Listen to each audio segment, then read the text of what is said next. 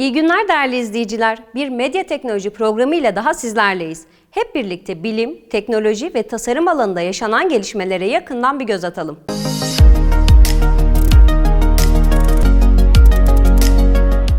Kartal'ın gözüyle dünyaya bakmak.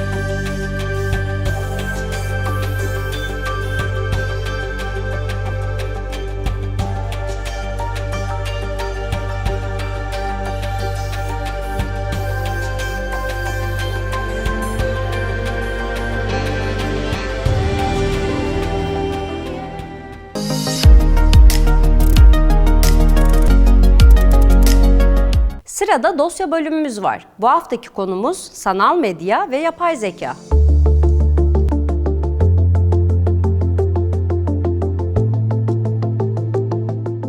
Günümüzde birçok insan yapay zeka teknolojisini dünyayı ele geçirmeye çalışan duyarlı robotlar olarak görüyor.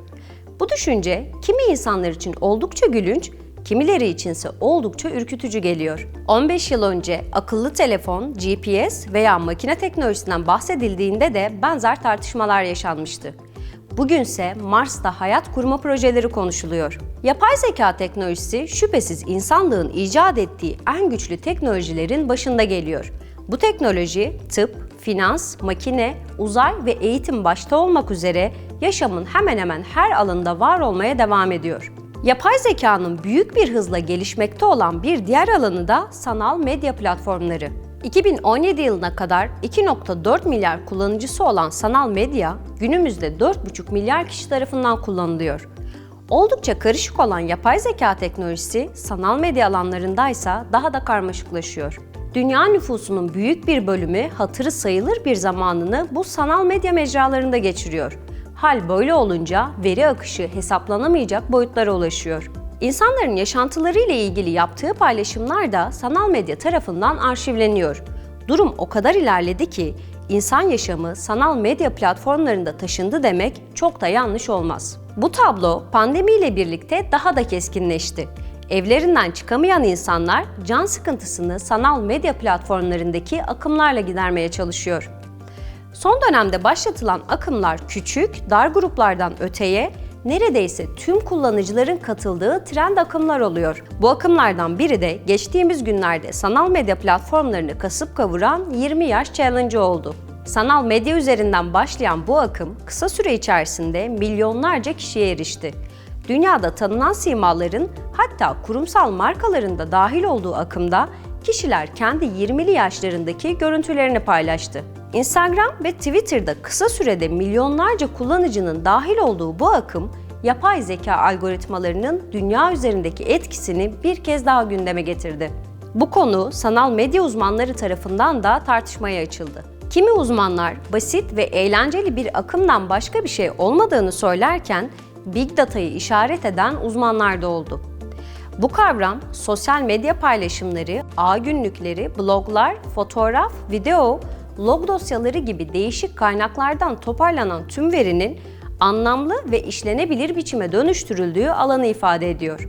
Big Data, internet dünyasının ilk dönemlerinde ilişkisel veri tabanlarında tutulan yapısal verinin dışında kalan ve son dönemlere dek çok da kullanılmayan yapısal olmayan veri yığınıydı. Ancak teknolojiyle ilerleyen devletler ve büyük söz sahibi olan şirketler toplumsal sorunlara yön verme, siyasal seçimler, eğitim gibi başlıca konularda toplumu dizayn edebilmek için Big Data'dan oldukça fazla yararlanmaya başladı. Bu duruma en büyük örnekse bir önceki ABD seçimleriydi. Sanal medya kullanıcıları kişisel paylaşımlar yaptığındaysa ortaya vahim sonuçlar çıkabiliyor. Hükümetler, şantaj merkezli internet hackerları ve şirketlerin kendi çıkarı için kişisel verileri kullanıcılara karşı kullanmaları durumun ne kadar tehlikeli bir boyuta ulaştığını gözler önüne seriyor. Sanal medya ve yapay zeka algoritmalarına ilişkin fizikçi Stephen Hawking'in yıllar önce yaptığı uyarı şu şekildeydi: etkili yapay zeka yaratımı, geçmiş ve geleceğin en başarılı ya da en başarısız olaylarından biri durumunda. Bu nedenle yapay zekadan sonsuza kadar yararlanabilecek miyiz? Yapay zeka tarafından bir kenara mı atılacağız? Ya da tüm bunların ötesinde yok mu edileceğiz? Hawking'in yönelttiği bu soruların cevaplarını insanların sanal medya platformlarını ve yapay zekayı kullanış şekli belirleyecek. Ancak şu bir gerçek ki, cevaplar insan yaşamı için olumlu veya olumsuz anlamda belirleyici bir rol oynayacak.